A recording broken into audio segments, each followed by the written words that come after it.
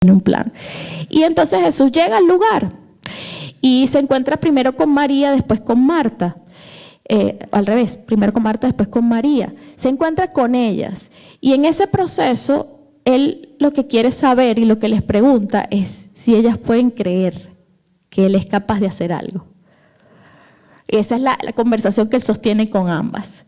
Y luego, él va a decir, vamos a leer las palabras de María. María le dice: Señor, si tan solo hubieras estado aquí, mi hermano no habría muerto. Son las mismas palabras de su hermana, las dos dijeron lo mismo. Si tan solo hubieses estado aquí, estás llegando tarde. Cuando te necesité, no estuviste. Y ahora ya no hay nada que hacer. Porque en nuestra mente, nosotros tenemos como nuestro propio mapa, donde nosotros vemos una posibilidad aquí y otra allá. Y si ninguna de esas se da, para nosotros estamos en negro, oscuro, el peor escenario, no hay posibilidad. Pero en Jesús no, en Dios no. Son muchas más posibilidades las que hay, aunque nosotros no las estemos viendo. Y bueno, ya les dijeron eso, y Jesús la vio llorando y vio a la gente lamentándose con ella y se enojó en su interior, así lo dice en la Nueva Traducción Viviente.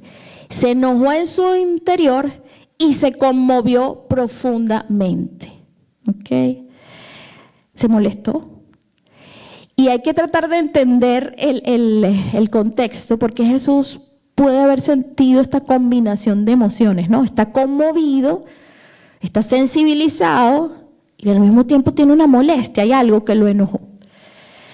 Claro, el mismo pasaje nos va a reflejar que todos están hablando, cada uno está dando su opinión y la gente está criticando y está diciendo, bueno, pero no era su amigo, ¿por qué no hizo algo? Están sacando sus conclusiones, están sacando su juicio, están malinterpretando el asunto y Jesús está viendo a sus amigos llorar, tristes, y entonces pregunta, ¿dónde lo pusieron? Ellos le mostraron dónde estaba en una cueva, que es donde se sepultaba la gente en ese momento, ya estaba en lo que nosotros llamamos enterrado, ya estaba sepultado, ya lo habían incluso vendado. Y Jesús fue, y ahí vamos a ver que dice un texto muy corto que sale muy pocas veces en los evangelios: Jesús lloró. Bueno, las personas lloramos por muchas razones, no nada más por tristeza, y aquí dice que Jesús tenía una combinación de emociones. Algunos piensan que él lloró y la gente dijo en ese momento, ay, seguro lloró porque eran sus amigos, porque le dolía lo que estaban viviendo, o porque creía que también estaba despidiendo a Lázaro. Pero Jesús estaba muy claro de lo que él estaba por hacer, de lo que él iba a hacer en esos minutos. Así que, bueno, Jesús lloró. Algunos piensan también que lloró de frustración, ¿no? Que es la mezcla como de esa molestia con la tristeza al mismo tiempo, y como esa especie, humanamente lo llamamos de impotencia, cuando tú quisieras meterte en la mente de las otras personas y hacerle ver lo que ellos no quieren ver, ¿no? Y eso le estaba pasando a Jesús, porque lo tenían ahí enfrente, lo habían visto hacer milagros, pero la gente, las personas, los seres humanos somos así, tenemos una visión muy limitada. Y creemos que el mundo y el universo y que la verdad es tan pequeñita como lo que nosotros apenas alcanzamos medio a ver. De aquí a aquí, no vemos más allá. Y creemos que eso lo es todo, pero resulta ser que no. Y la gente dijo muchas cosas, los que estaban cerca. Jesús todavía, en el verso 38 dice, Jesús todavía estaba enojado cuando llegó a la tumba y a esa cueva con esa piedra ya tapada en la entrada, y pidió que corrieran la piedra. Y entonces Marta, la hermana del muerto, reclamó porque ya tenía 4 días de muerto y era algo hasta un tema de salubridad, que el olor que iba a salir de allí cuando abrieran esa piedra iba a ser terrible. Y Jesús respondió, ¿no te he dicho que si crees verás la gloria de Dios? Y creo que esa es una frase como clave, que nosotros podemos también guardarla para nosotros y hacernos esa pregunta a nosotros mismos cada vez que estamos pasando por un desafío, una situación difícil. Yo me lo he dicho, Carolina, ¿no te ha dicho Dios que si crees verás la gloria de Dios? Y me hago la pregunta a mí, creo, es que puedo creer. A veces es difícil, nos cuesta, porque tenemos limitaciones, pero Dios siempre nos ayuda. Pero necesitamos hacernos conscientes para poder pedir ayuda, de en qué estado estoy. ¿Creo realmente que Él puede hacer algo? Porque sí creo, y esa es mi parte en el milagro. Si yo creo, el milagro es posible. Pero si yo no creo, aunque Dios puede hacer su parte, porque eso no está en cuestión, Él ha decidido que sea así. Que la fe sea el ingrediente adicional y ese no depende de Él, depende de nosotros. Así que si falta la fe, por más que Dios es capaz, por más que Dios quiera hacerlo, hay una parte de nosotros que va a estorbar a ese milagro. Y así como podemos estorbar nosotros, puede estorbar nuestro entorno. Por eso también tenemos que vigilar qué entorno tenemos. Necesitamos un entorno que crea como nosotros que Dios tiene el poder de hacerlo, que lo pueda hacer. Y bueno, corrieron la piedra y Jesús oró. Él dijo, Padre, tú siempre me oyes, pero lo dije en voz alta por el bien de toda la gente que está aquí, para que crean que tú me enviaste. Y entonces Jesús dio la orden, Lázaro, sal. Y para sorpresa de todos, el que tenía 4 días muerto, cuando ya se supone que después de la muerte ya no hay más nada que hacer, pues sí había que hacer. Y se levantó de la muerte. Este episodio, que lo vemos en la Biblia, esto debería ser parte de la experiencia de todo cristiano. Y mientras yo les digo, les pregunto, buscan en su historia si hay momentos en los que todo decía no y Dios le dio un giro y un sí, cuando ya todo se había perdido. En lo particular, puedo decir que varias veces lo he experimentado y para mí es como vivimos el principio de la resurrección en nuestra propia vida. Que más allá de que lo sepamos porque nos leímos la historia, es algo que Dios hace que cada persona que tiene una relación con Él lo pueda experimentar y lo pueda vivir. Y no me voy a detener en mis propias historias, porque no quiero alargarlo, pero por lo menos un pequeño episodio que yo he hablado varias veces aquí de lo que para nosotros significó poder tener una casa. Que quizás no es lo mismo que para muchas otras personas en este país, porque nosotros teníamos unas características muy particulares. Yo me sentí un poco así como esas mujeres estériles del Antiguo Testamento, que uno ve que ellas sufrían porque lo que para las otras era fácil, para ellas no. Lo que para las otras era automático. y a veces una mujer que es estéril puede sentir, o una pareja que no puede tener hijos, puede sentir que los otros más bien, algunos hasta no querían ni los hijos y les llegan. ¿Y por qué yo que los deseo no? Y un pues sentía un poco en relación a esto así, por muchas características de cómo nosotros decidimos dar ciertos pasos de fe que nos hacían no tener todas las condiciones para calificar. Y cuando nos intentamos, porque Dios nos dio la dirección, de repente recibimos un no, un segundo no y todo se cayó. Y lloramos. Bueno, yo lloré. Yo lloré, no sé si Emilia lloré, dije, bueno, Señor, ya por ahora no lo intento más, vamos a esperar a ver cómo va a ser dentro de un tiempo y todo eso. Y ya, tú sigues siendo mi Dios, yo te amo. Y bueno, sí me duele, quisiera, porque es algo que yo deseo. Y simplemente seguimos adelante y de repente, 2 días más tarde, de la nada, los que habían cerrado la transacción, que habían dicho que no, y la persona que estaba encargada de nuestro caso dice, miren, las personas que le estaban vendiendo, el contrato se venció, pero ellos están dispuestos a renovar la opción de compra. Pero nosotros estamos así como que, pero de verdad queremos hacerlo porque es como riesgoso. De verdad, Dios, si lo hacemos, tú nos vas a acompañar en esto. Y bueno, pasaron muchas cosas y nuestro hijo y su fe, nuestro hijo mayor, Abimael, el que toca aquí el teclado, fue clave porque fuimos a él, le hicimos la pregunta y él dijo, yo creo que sí, que debemos dar el paso y tener fe. Y Dios honró su fe.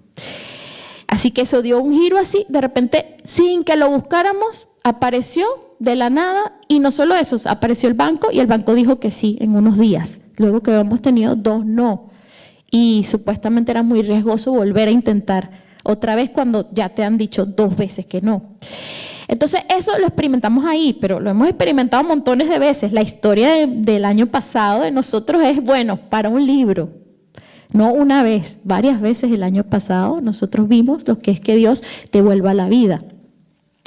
Entonces eso es parte de la vida de un cristiano. Y yo lo que les pido a ustedes es que revisen en su historia, porque a veces nos olvidamos de lo que Dios ha hecho. Y uno de los principios para poder avanzar en esta relación con Dios y hacia el propósito que Dios quiere para nosotros y para poder ver las nuevas cosas que Dios tiene, es poder recordar, porque recordar nos conecta con el agradecimiento y nos conecta con la adoración. Recordar es clave. Así que Jesús hizo este milagro y yo quiero que ustedes entiendan el contexto. Se genera una conspiración a partir de este milagro para matar a Jesús. No es cualquier cosa la que él hizo. Versos más adelante en el mismo Juan, el mismo capítulo de Juan, vamos a ver qué dice, verso 45. Al ver lo que sucedió, muchos de entre la gente que estaba con María creyeron en Jesús. Pero otros fueron a ver a los fariseos para contarles lo que Jesús había hecho. Y entonces los principales sacerdotes y fariseos convocaron al Concilio Supremo. ¿Qué vamos a hacer?, se preguntaron unos a otros. Sin duda, ese hombre realiza muchas señales milagrosas. Si lo dejamos seguir aquí, dentro de poco todos van a creer en él. Así que ellos no lo podían dejar seguir. Ya la sentencia y el precio a su cabeza ya se lo habían puesto. Y antes de avanzar a lo siguiente que pasó para poder llegar al Domingo de Ramos, a eso que vamos a celebrar, a la entrada triunfal a Jerusalén, yo quiero que ustedes vean que para que ocurra un milagro grande como el que vio Lázaro, hacen falta varias cosas. Un Dios poderoso, eso está, check. Que nosotros creamos es lo siguiente, porque en los lugares donde no hubo fe, Jesús no pudo hacer todas las cosas que él hubiese querido hacer. Lo vemos en la Biblia, así lo dice. Check si tenemos fe. Si nos falta la fe, entonces podemos pedir esa fe a Dios y decirle, Señor, ayuda a mi poca fe y dame fe. O podemos conectarnos con otras historias que nos contagian fe. Eso también podemos hacerlo. O podemos recordar nuestra propia historia y lo que Dios ya viene haciendo para poder volver a tener fe. Si miramos atrás, Él siempre ha estado ahí. Pero después que el milagro ocurre, nosotros muchas veces somos, no sé cuál sería la palabra para describirlo, pero venimos a Dios y queremos que Él nos dé cosas, pero a veces no queremos tener un compromiso equilibrado con Él. O sea, queremos que Él nos dé todo, pero nosotros no respondemos de la misma manera a ese compromiso. O no estamos pensando que es una relación bidireccional, que Él está dando algo, pero también nosotros estamos en la relación. ¿Y qué ofrecemos nosotros en esta relación? Porque una relación donde nada más una de las dos partes da y la otra demanda es una relación tóxica, ¿no? Tiene problemas esa relación. O sea, igualmente nuestra relación con Dios, ¿cuál es nuestra parte en todo esto? Y a veces en esa ingenuidad nosotros pedimos y queremos que Dios haga y haga y haga, pero no hemos entendido que recibir un milagro tiene un precio a pagar una vez que lo recibas. Porque aquí en esta historia vemos que sí, Jesús hizo el milagro porque amaba a Lázaro, pero no nada más porque amaba a Lázaro y sus hermanas. Él está muy consciente de que ese milagro va a hacer que mucha gente despierte y se avive su fe y puedan creer. Y aún en la oración lo vuelve a decir. Estoy haciendo esta oración pública para enseñarles a ellos y para que ellos crean. Porque hay cosas que Jesús las pudo haber hecho en privado, no tenía por qué mostrarlas en público. Pero lo está haciendo con una intencionalidad. Y todo milagro, y cuando digo milagro, no piensen en nada más las cosas así que han escuchado que a otros les han pasado. Estoy segura que Dios ha hecho milagros en sus vidas. Estoy segura que aquí hay personas que tenían dificultad para tener hijos y el embarazo llegó sin intervención humana o ¿sí? Con ayuda de algunas estrategias. Pero cuando Dios no quiere permitir algo, ni que el hombre haga lo que haga, ni que el ser humano pague lo que pague, hay cosas que no se pueden producir como una vida. Es un regalo de Dios los hijos. El hecho de estar aquí para muchos es un milagro que algunos dan por sentado, porque a veces creemos que fue nuestra fuerza estar aquí, o que pues simplemente nos correspondía o nos los merecíamos.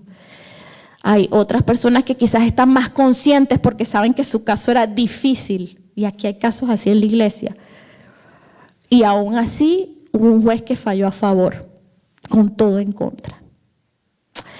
Casos como personas que han sido sanadas, yo misma los he escuchado, y sé que hay cosas que todavía no han llegado a mí, pero yo sé y lo he escuchado, muchos testimonios en esta iglesia de cosas sobrenaturales que Dios ha hecho y de cómo ha devuelto la vida a personas que podrían estar muertas hace tiempo. Milagros impresionantes en niños, en adultos. Entonces, todos tenemos una historia que contar con Jesús, pero ¿cuál es nuestra responsabilidad en eso que hemos recibido? Porque cuando Dios nos da, es para que ahora eso sea una señal que lleve a otros a Él. Y un milagro no es para callarlo, no es para guardar silencio, es para que se publique, es para que se diga. Mientras yo les digo esto, les cuento que estoy muy conmovida por lo que pasó esta semana en República Dominicana. No sé si acá todos están al tanto. Y realmente es muy triste, una discoteca, la discoteca Jet Set, se llama así, como la más exclusiva y donde solo van personas como de cierta categoría social en República Dominicana. Y esa discoteca se ha desplomado todo el techo en un momento así, de repente. De hecho, algunos de los videos que circulan en las redes sociales se ve como están todos, y está el artista que estaba ese día allí, un hermano en la fe, se llama Rubí, ¿cómo se me olvidó el nombre? Rubí Pérez, y alguien que había creído en Jesús años atrás también y que llegó a testificar, y que incluso hay videos por allí de él oró antes de entrar ese día a la escena. Él era que estaba pues animando la actividad, estaba cantando junto con su grupo, su orquesta y todo, y repentinamente se escucha algo que cae, todo queda en negro, ¿no? Y luego los gritos de angustia, la movilización, las ambulancias, los rescatistas, una tragedia que República Dominicana no había visto ni en huracanes ni nada. La última vez que oí eran más de 200 muertos ya, y no sé por cuánto van, y un grupo de heridos. Y yo estoy escuchando las historias y de repente aparece una venezolana, una periodista, fue muy conocida en su época en Venezuela, Elianta Quintero. Y ella dice, yo voy a contar lo que pasó, yo me salvé y los 4 que íbamos de mi familia, ninguno le pasó nada, más allá de pequeños rasguños, y ya todos estamos bien. Y esto es un milagro, y en todo momento ella reconoció que Dios había obrado un milagro, y todas las cosas que ella tenía en contra, que se pudo haber muerto, asfixiado, pero justo ella cayó cerca de una salida, ella no lo sabía. Y bueno, en 1 hora ya la habían rescatado, y a los demás los fueron rescatando poco a poco.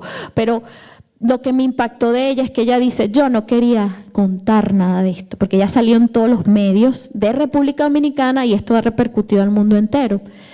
Yo no quería hablar de esto porque yo siempre he sido la periodista, yo soy la que cubre la noticia. Yo soy la que le pregunta a los demás y ellos son los protagonistas, no yo. Y esto ha sido tan traumático, tan difícil, que yo simplemente quería irme a estar quieta y recuperarme del trauma que todo esto ha sido, del dolor que he visto, de todos esos momentos tan intensos que vivimos. Porque además ella es claustrofóbica y imagínense, sin oxígeno allí, pero Dios le permitió sobrevivir a eso. Y lo que ella dice es, pero alguien vino y me dijo, Dios te ha hecho un milagro, no te puedes callar, tienes que hablar. Porque esto que pasó aquí es algo sumamente especial lo que Dios hizo. Hubo otras familias que no tuvieron la misma historia. Hubo un caso de unas primas que fueron todas a celebrar y 6 personas de la misma familia murieron en el mismo instante. Y Dios le da el privilegio a ella de que todos estén bien. Y ella sintió la necesidad y respondió a ese llamado. Yo tengo que hablar y yo tengo que decir lo que Dios hizo en mi vida. Y eso pasa con nosotros. Necesitamos recordar y necesitamos hablar de lo que Dios ha hecho en nuestras vidas. Tenemos una responsabilidad. Eso es para niños inmaduros, que son los que piden a su papá y piden y piden y piden. Yo tengo mis hijos que están creciendo y están madurando. Yo también fui niña Y sí, esa es una etapa en la vida, pero eso no es para siempre.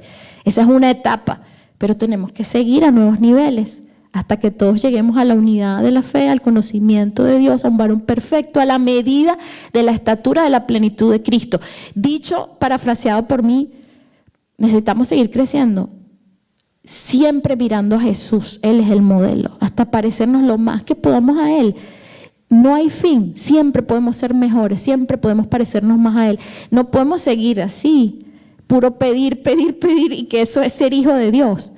¿No? Ese es ser un hijo pequeño de Dios, un bebé de Dios. Necesitamos madurar y entender que cuando Dios nos da algo, no los va a dar, pero eso tiene un para qué trascendente y estamos dispuestos. Porque para Lázaro, eso representó, más adelante en el texto, también ya no querían solo matar a Jesús. Yo les digo que lo lean en su casa, porque si yo lo leo todo con ustedes me voy a extender muchísimo. Pero está, se lo tienen que leer, capítulo 11 y 12 de Juan. Más adelante está, los mismos fariseos y los mismos maestros de la ley ya no querían solo matar a Jesús, ahora también a Lázaro, porque él era la señal. Y tú y yo somos la señal de que Dios es real. Eso quiere decir que vamos a despertar oposición, porque nuestras historias hablan. Predicar no es nada más y evangelizar no es nada más agarrar y aprenderme un discurso de tantos pasos, de cómo yo le enseño a la gente que el porqué de que Jesús vino a salvarnos y por qué ellos necesitan entregar su vida a Él. Eso es importante, tiene su valor. Pero no es solo eso, evangelizar, hay un principio más profundo. Y es que soy una luz. Y esa luz no puede, una luz, así lo dicen los evangelios, no puede estar escondida. Una luz es para ponerse en alto. Dios está interesado en que nosotros seamos conocidos. Por más que algunos queramos seguir siendo anónimos, Él está interesado y nos va a llevar a lugares públicos. Va a provocar que seamos cabeza y no cola. No sé si han visto todo lo que está pasando en el mundo artístico. Hay muchos artistas que Dios les ha dado la palestra y los ha puesto allí. Pudieran ser otras personas, pero ¿por qué a ellos? Dios ha querido tratar con esas personas que tengan un testimonio de vida y ponerlas en público para que todo el mundo, para que las multitudes, para que millones de personas que siguen a estas personas puedan ser dirigidas a Jesús. Entonces tenemos una responsabilidad.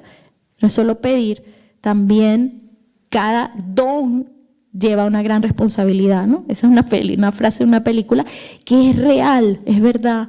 Si recibes algo, eso también implica que ahora tienes una responsabilidad.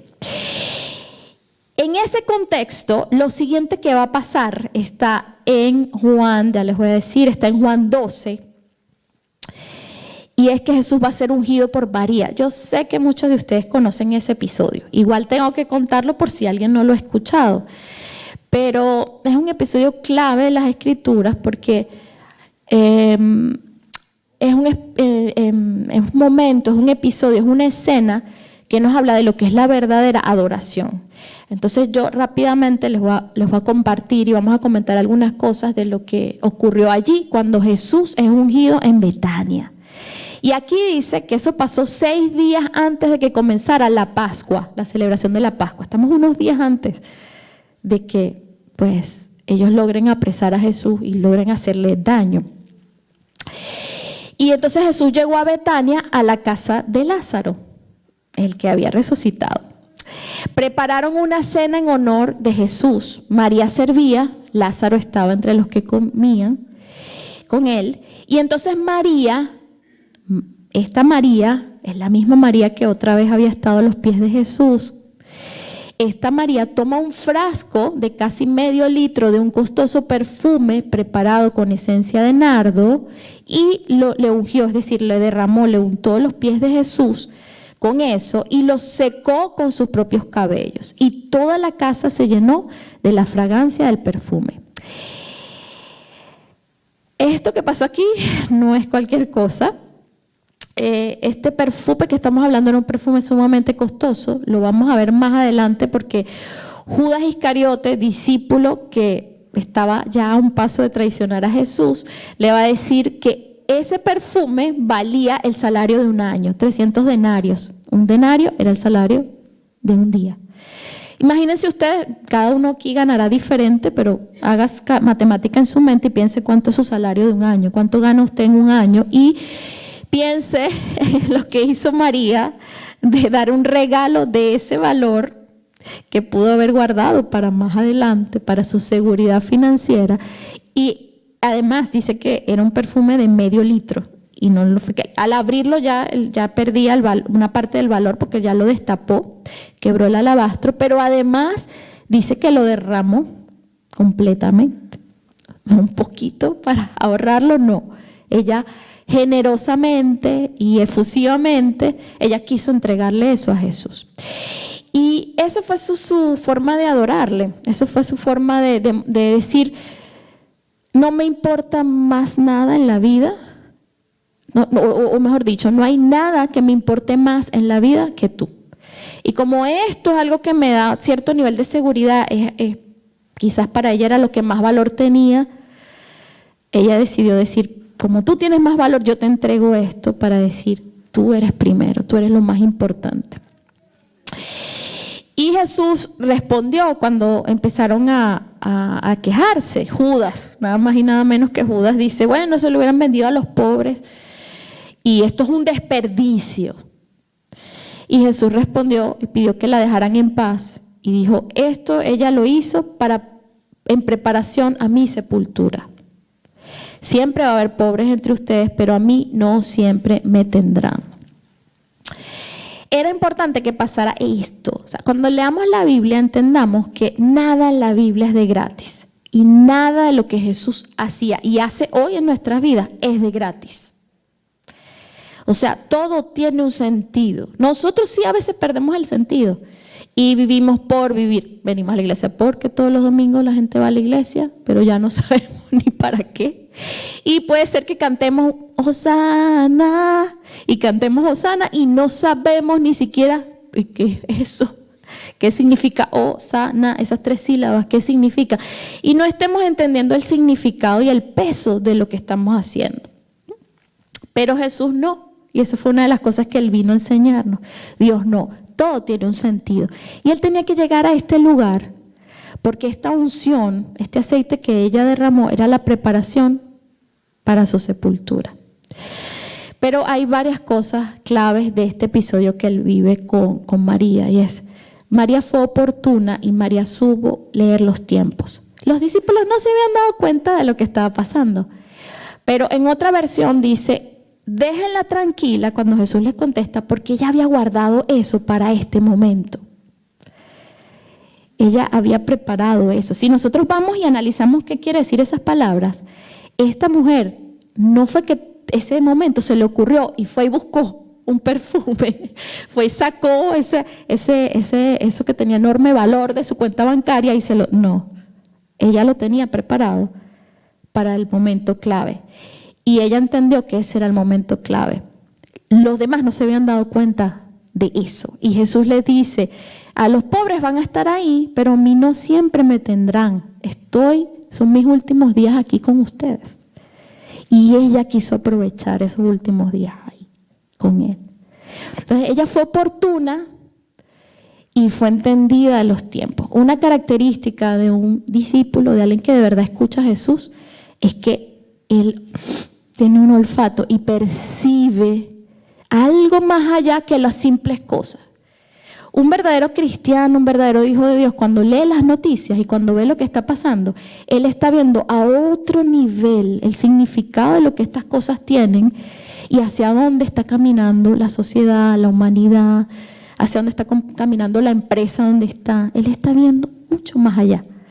Un verdadero hijo de Dios tiene esa característica. Fíjense, los discípulos ahí no se les notó a ellos, pero a esta, que era parte de los amigos más íntimos de Jesús, y además que era una mujer en esos tiempos en que la mujer pues era como de segunda categoría, pues es ella la que precisamente se da cuenta y hace algo que a Jesús le es de mucho agrado. Nuestra adoración es de agrado a Jesús y nuestra adoración, la adoración es sacrificio. La adoración es sacrificio. La adoración no es cantar y sentirme bien cuando estoy cantando. La adoración no es nada más música, empezando por ahí. La adoración es entrega, es sacrificio, es el acto de amor de mí hacia Dios. Y generalmente pasa por mi propia cruz, por mi propia entrega, por aquello que tengo que rendirle a Él. Lo que hizo María, yo no sé si, háganse la pregunta, ¿yo estaría dispuesto a hacer algo así? Porque a veces leemos la historia y nos parece muy bonita, pero no nos ponemos nosotros allí y somos honestos. ¿Yo estaría dispuesto a hacer algo como lo que ella hizo? Yo estaría dispuesto a poner en segundo plano mi seguridad financiera, lo que yo considero que es la seguridad para mi futuro, porque solo le quiero dar algo especial a Dios. Bueno, este episodio era importante y después que esto ocurre, cuando ella hace eso, el mismo acto, el mismo estar Jesús ahí reunido con ellos va a hacer que todo el mundo se enteró de que está ahí, porque Jesús había desaparecido unos días. Lo estaban buscando para matarlo, se esconde y aparece nuevamente allí. El simple hecho de Jesús ir a comer con Lázaro era arriesgarse, era arriesgar su vida. Pero fue y estuvo allí.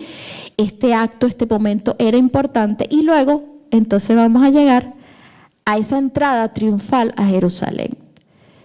En esa entrada triunfal a Jerusalén, vamos a ver en los evangelios de Marcos y de Mateo, que Jesús manda a buscar, le da unas instrucciones muy específicas a los discípulos. Él manda a buscar un burrito, ¿sí? Un pollino, dice también, se usa esa palabra, porque era un burrito que no había sido montado por más nadie. Era para él, iba a darle el primer uso, estaba consagrado para él. Y él le dice a los discípulos cómo van a hacer y a dónde van a ir, y van a tomar algo que no les pertenecía. Les dice, ellos le van a preguntar, las personas, y ustedes le van a decir, esto es para el servicio del Señor, y ellos van a entender y les van a dejar traerse el burrito, y le traen el burrito. Y ahí, con su burrito, comienza a cumplirse la profecía que había sido dado 500 años atrás. O sea, yo de verdad quiero que entendamos lo que eso significa. 500 años antes, medio siglo antes, ni siquiera los tatarabuelos de Jesús existían, cuando el profeta Zacarías había dicho, Zacarías 9, del 9 al 10, alégrate, oh pueblo de Sión, grita de triunfo, oh pueblo de Jerusalén, mira, tu rey viene hacia ti. Es justo y victorioso, pero es humilde, montado en un burro, montado en la cría de una burra. Quitaré los carros de guerra de Israel y los caballos de guerra de Jerusalén. Destruiré todas las armas usadas en la batalla. Su reino se extenderá de mar a mar y desde el río Éufrates hacia los confines de la tierra. Jesús no forza las cosas para que se cumpla la profecía, ¿no? Y para él forzosamente convertirse en el que cumple las cosas. Hay muchas cosas que no dependen de él y que vamos a ver que se dan. Pero hay cosas que él sabe que él las tiene que hacer para poder avanzar hacia el cumplimiento de esa palabra profética. Y él mismo es el que manda a buscar el burrito, no espera que aparezca por arte de magia. Creo que también eso pasa en la vida nuestra, ¿no? Sabemos que Dios nos ha dicho cosas. Entendemos que hay promesas que están en su palabra, pero también hay cosas que Dios nos ha dicho en lo individual, en lo personal, que nosotros sabemos que es entre Dios y nosotros. Y para nosotros avanzar hacia ese cumplimiento hay acciones que tenemos que hacer, hay cosas que tenemos que provocar, hay cosas, no todas van a darse solas, hay cosas que hay que hacer, hay acciones que hay que emprender. Así que Jesús mandó a buscar el burrito que él iba a necesitar para poder entrar. Y ahora sí vamos a leer en Juan 12 esa entrada triunfal, que es lo que estamos celebrando hoy, esa entrada triunfal a Jerusalén.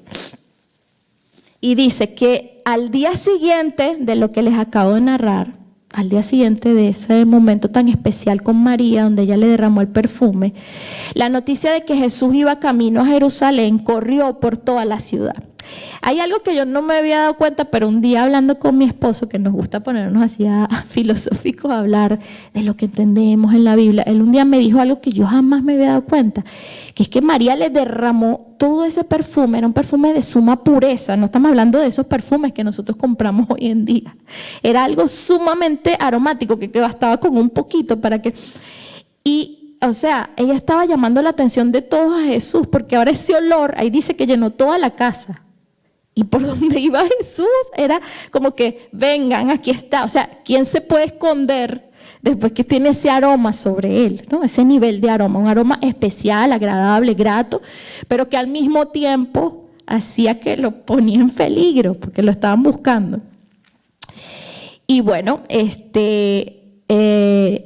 él llegó, corrió por toda la ciudad, una gran multitud de visitantes que habían venido para la Pascua estaban por allí, en el camino a Jerusalén, y tomaron ramas de palmera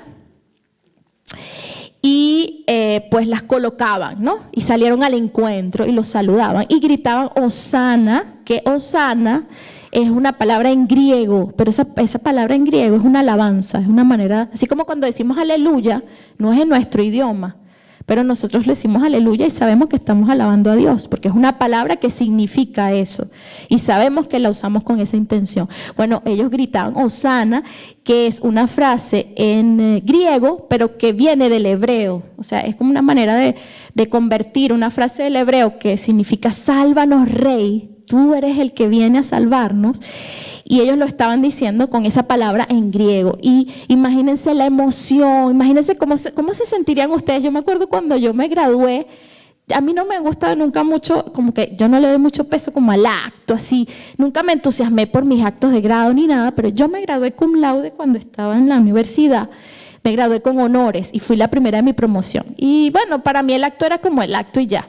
Lo importante para mí eran las notas que había tenido, mi tesis, todo, que ya había cerrado capítulo. Y bueno, me preparé, me arreglé y fui a mi graduación. Pero cuando ese día, como yo entré con honores, me pidieron pararme en el centro, y a todos los que estábamos en la misma situación nos pidieron eso, y además de recibir el título nos paramos allí y hacíamos como una especie de saludo y todo el mundo aplaudía, y yo decía, ay, yo no sabía que esto era tan emocionante. Imagino que esto es lo que sienten los artistas y la gente, es como algo muy especial porque todos ellos te están celebrando y tú sientes que comparten tu alegría, es algo bien bonito. Y yo dije, wow, yo no sabía que era así.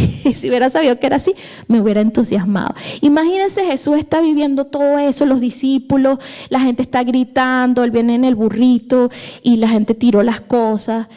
Y la gente está diciendo cosas muy especiales porque toda esa multitud venía de que algunos habían estado en la resurrección de Lázaro, otros se pasaron la voz. Y Jesús, él está caminando hacia Jerusalén, pero Jesús está consciente de algo que las demás personas no están viendo. Él sabe que lo están celebrando, es muy emocionante, pero él sabe que él está caminando hacia su máximo sacrificio y camina con la frente en alto. Por eso es que en el texto de Zacarías, en la profecía que se cumple, dice que ahí viene tu rey humilde. No viene en un caballo, que en esa época se consideraba que los caballos representaban la fuerza militar. Viene en un burrito, no un burro, pero además burrito chiquito, que representa más como paz. Si bien habían utilizado en el pasado algunos líderes de Israel, algunos jueces, los burritos para trasladarse, es como más simboliza humildad, servicio, paz, liderazgo, ¿no? Pero en ese sentido. Entonces, aquí viene Jesús, pero consciente de que sí, todo eso es muy bonito, pero yo estoy caminando hacia Jerusalén. Jerusalén, Jerusalén, Shalem como Shalom, paz. Es la ciudad de la paz. Es la ciudad cuyo fundamento es la paz. Él está llevando a la gente y caminando y va a entrar como un rey que ya ha sido ungido, así como eran ungidos los reyes en el pasado. Él ya viene a ser ungido de otra manera, en secreto, por una mujer y por su acto de adoración. Él ya viene de hacer cosas grandiosas y está caminando hacia esa ciudad de la paz. Y en otra porción de la Escritura dice que el castigo de nuestra paz, eso está en el Antiguo Testamento, fue sobre él, ¿no? Y a mí siempre me sonaba como raro esa frase, pero cuando yo estaba estudiando esto, lo busqué en muchas versiones y vi que en algunas versiones la manera como nos lo explican en español es, y el castigo que nos correspondía a nosotros para que tuviéramos paz, lo llevó él. Y nosotros a veces tenemos ese discurso de, bueno, es que yo no me merezco esto. O el discurso de, no, es que tú te lo mereces. O sea, tú tienes derecho a tener tal tipo de pareja, a tener tal tipo de cosa, tener tal tipo, y todo es tener, y es poco ser, ¿no? Pero me merezco, y siempre todo en relación a lo externo. Pero realmente lo que nos merecemos es la muerte, porque estamos separados, nos hemos separado de Dios. Eso es lo que nos merecemos. Jesús se llevó lo que nosotros nos merecíamos y porque Él quiso voluntariamente.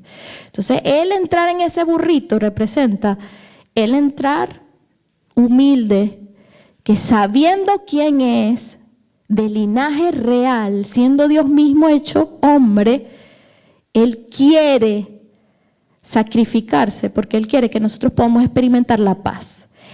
Y la paz no es la paz como en español o como en inglés, peace.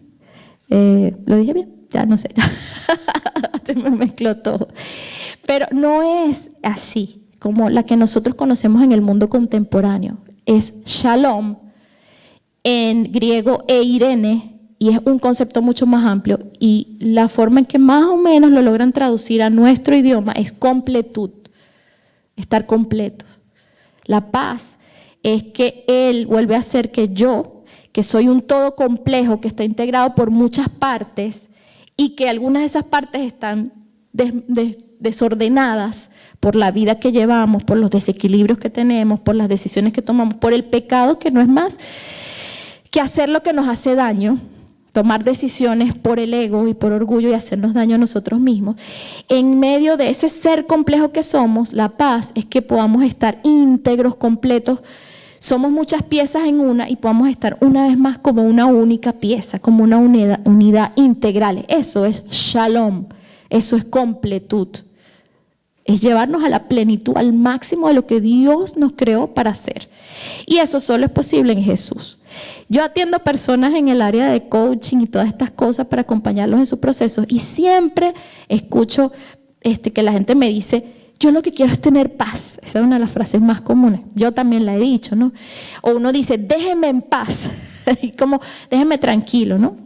Porque para nosotros paz es no guerra. Y estar quietos, pues tranquilos, sin que te moleste. Pero en ese proceso, y las personas me dicen eso, a veces yo me doy cuenta que me dicen, es que yo no puedo tener paz a menos que mi esposo cambie, a menos que mi esposa cambie, a menos que mis hijos adolescentes que están en la etapa más difícil de sus vidas se comporten de otra manera, porque bajo estas condiciones yo no puedo tener paz. Y eso, eso es limitarnos a nosotros mismos, porque hay una paz y la que Jesús nos quiere dar no depende de las circunstancias que estamos viviendo, depende de que Él esté con nosotros en nuestras circunstancias. Así como esos 3 hombres que lanzaron al horno de fuego, Jesús estaba ahí con ellos. Se cree que era Jesús. Hay toda una parte teológica de explicar por qué. Era una aparición de Dios mismo. El ángel de Jehová estaba ahí con ellos y ellos lo lanzaron a los 3 en el fuego, pero en realidad habían 4. Y así es que pasa con nosotros, si aceptamos la paz que Él vino a traernos. Porque más adelante Jesús va a llorar. Él va a llorar cuando Él llega a Jerusalén, aclamado, y se pone a llorar. Y dice, Juan, esto está en Lucas, porque no está en el Evangelio de Juan, solo lo refleja el Evangelio de Lucas, versículo 41. Dice, cuando Jesús estaba a punto de entrar a Jerusalén y vio la ciudad, lloró por ella. Aquí no lloró de frustración, ahí lo dice claramente porque lloró. Lloró por la gente, lloró por la ciudad. Y dijo, si solo supieras hoy lo que te trae paz, aquel que te trae paz, si lo pudieras reconocer, pero no puedes saberlo porque está oculto de ti. No puedes saberlo porque en este momento estás ciego y no estás viendo a quién tienes enfrente. Cerramos con esto. Dios Jesús vino a abrir la vista, a darle vista a los que no podían ver. ¿No es verdad? Así como ellos, nosotros estamos ciegos porque tenemos a Jesús enfrente y muchas veces no lo estamos viendo. He visto a gente lamentarse y llorar sin darse cuenta de que lo que están viviendo todo es el escenario para que Dios se pueda glorificar en sus vidas, como lo hizo con Lázaro. He visto a gente encerrarse en la imposibilidad y no ver lo que Dios está haciendo en sus vidas.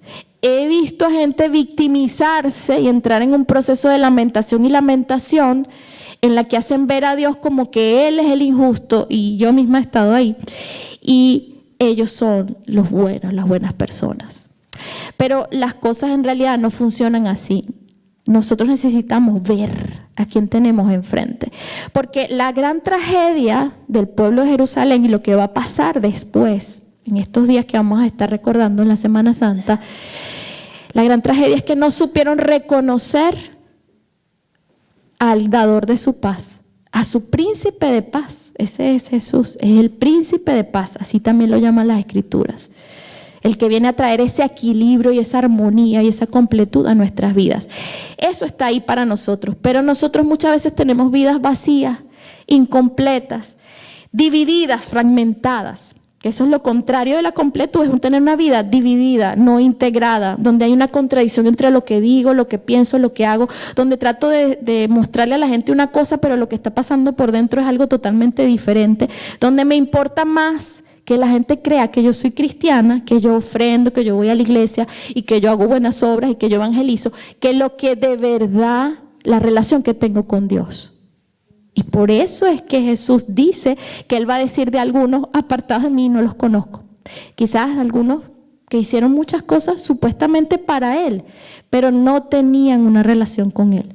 ¿Por qué no sabemos reconocer lo que Jesús está haciendo en nuestras vidas? Porque no lo conocemos. Reconocer es que yo pueda, como lo conozco, entonces ya yo lo conozco, y cuando yo puedo saber que es Él el que está presente, que Él obra así, que Él opera así, y lo identifico, es Dios en esta situación. No es lo que yo creo, esto no es para muerte, esto es para Dios glorificarse. Es Dios está, Jesús otra vez lo está haciendo, Él opera de esa manera, lo hace de esa manera. Pero ¿cómo puedo identificar lo que nunca realmente he vivido? Y ahí viene mi llamado final. A Jesús lo crucificaron por... una de las acusaciones fue que Él no cumplía el día de reposo, o sea, que no cumplía uno de los mandamientos, tomar un día para el reposo. Pero por supuesto eso es una gran mentira, porque Jesús lo que hizo fue, Él no incumplió ningún mandamiento. Los seres humanos, y nosotros caemos en eso, a veces cumplimos la norma violando el principio. El día de reposo había sido establecido en el Antiguo Testamento, y lo dice, lean el Pentateuco y van a ver que está reiteradas veces allí. Es para que tuvieras un tiempo con Él, con Dios, consagraras un tiempo para Él. No importa si yo vengo aquí a Getsemaní o voy a otro sitio los domingos o los sábados o qué día es. El día de reposo solamente lo estoy cumpliendo, y es uno de los mandamientos. Guardamos todos los mandamientos, pero guardamos ese. Cada uno se hará la pregunta internamente: ¿tengo ese tiempo de reposo realmente? Ese es un tiempo consagrado a Dios, para parar el hacer y para yo conocerlo a Él. Él nos dio esa instrucción, porque ahí es que vamos a hallar la vida, ahí es que vamos a encontrar el shalom, ahí es que vamos a encontrar el equilibrio, y lo vamos a poder reconocer a Él cuando vengan esos desafíos que nos mueven el piso, porque ya lo hemos experimentado en el lugar secreto, en lo íntimo. No se conoce a Dios aquí, no se conoce a Dios escuchando una predicación por internet o veniendo en persona. Se conoce a Dios estando a solas con Él, en un espacio donde nadie más entra. Mi esposo y yo oramos en la casa, pero realmente ese tiempo tampoco ocupa ese espacio, el tiempo de que tú ores juntos, el tiempo con tus hijos. Hay un tiempo donde nadie más puede entrar, ni la persona más cercana a ti. Es ese tiempo entre tú y Dios. Es un tiempo al que no le tienes que dar cuentas a más nadie, solamente es entre tú y Él. Y en ese espacio es que ocurren los milagros más poderosos. En ese espacio es que nos son abiertos los ojos y podemos ver y reconocer que estamos siendo visitados por Dios mismo. Esa fue la tragedia de Jerusalén. No lo supieron reconocer. Hoy, en un domingo de Ramos, nuestra oración es que podamos reconocer al que viene a darnos paz y que podamos tomar esa paz y vivir de otra manera, encontrar esa completo. Señor, te damos gracias porque estás aquí. Gracias porque eres el príncipe de paz. Gracias porque lo que merecíamos nosotros lo tomaste tú por voluntad propia. El castigo, la muerte, el oprobio, la vergüenza. Y nos has traído una gran victoria. Has vencido la muerte, te has levantado y has venido a darnos paz. Señor, perdónanos por todo lo que no hemos podido entender, por todo lo que todavía no estamos viendo. Y permite, Señor, que nuestros ojos sean abiertos para que podamos ver al dador de nuestra paz, para que te podamos ver a ti. Y en medio de nuestras cargas, nuestro cansancio, nuestro trabajo, los problemas, las situaciones que tenemos que enfrentar, nosotros podamos caminar en este mundo y caminar día a día llenos de shalom, llenos de paz, completos, sabiendo que no nos falta nada, que lo tenemos todo en ti, que si tú estás con nosotros, tú eres suficiente para que nosotros nos podamos sentir que estamos en total bienestar. Gracias, Dios, por lo que estás haciendo, por la palabra que hablas a cada corazón. Gracias porque tú estás presente.